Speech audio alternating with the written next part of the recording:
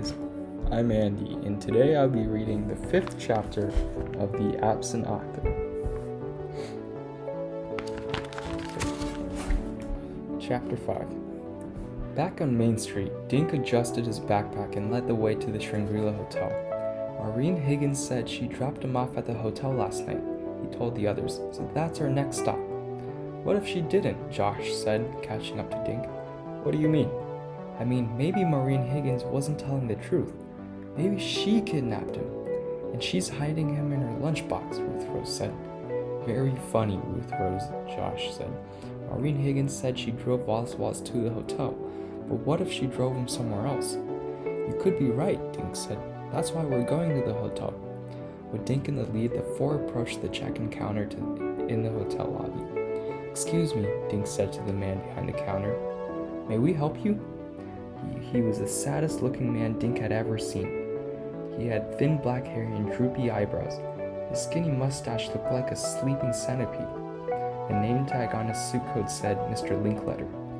We're looking for someone. Mr. Linkletter stared at Dink. He's supposed to be staying in this hotel, Josh said.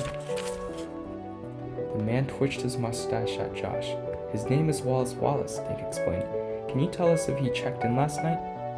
Mr. Linkletter patted his mustache. Young sir, if we had such a guest, we wouldn't give out any information. We have rules at the Shangri-La, he added in a deep, sad voice. But he's missing, Ruth Rose said. He was supposed to be at the book nook this morning and he never showed up. Dink pulled out the itinerary.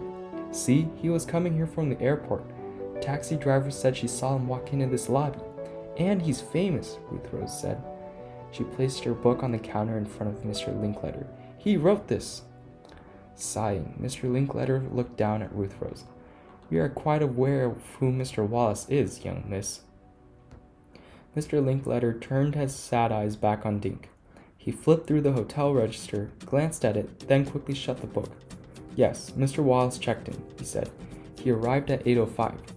He did? What happened after that? Dink asked.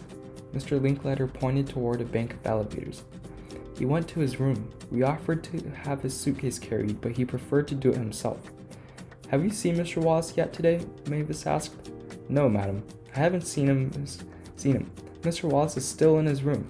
Still in his room? Suddenly, Dink felt relieved. He felt a little foolish, too.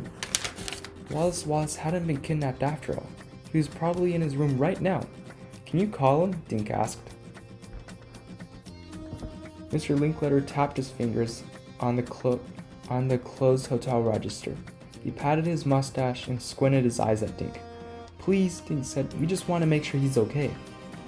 Finally, Mr. Linkletter turned around. He stepped a few feet away and picked up a red telephone. As soon as his back was turned, Josh grabbed the hotel register. He quickly found yesterday's page. Dink and the others crowded around Josh for a peek. Dink immediately recognized Wallace's signature, scrawled in big loopy letters. He had checked into room 303 at 5 after 8 last night. Dink pulled out his letter from Wallace and compared the two signatures. They were exactly the same. Josh dug his elbow into Dink's side. Look, he whispered. Josh was pointing at the next line in the register. Room 302 had been printed there. Check-in time was 8:15. Someone else checked in right after. Wallace, Ruth Rose whispered. But the signature is all smudged, Dink said. I can't read the name. When Mr. Linkletter hung up the phone, Josh shoved the register away. As Mr. Linkletter turned back around, Dink shut the register. He looked up innocently. Is he in his room? Dink asked. I don't know. Mr. Linkletter tapped his fingers on his mustache. There was no answer. Dink's stomach dropped. His mind raced. If Wallace had checked into his room last night, why hadn't he shown up at the book nook today? And why wasn't he answering his phone? Maybe Wallace had been kidnapped after all.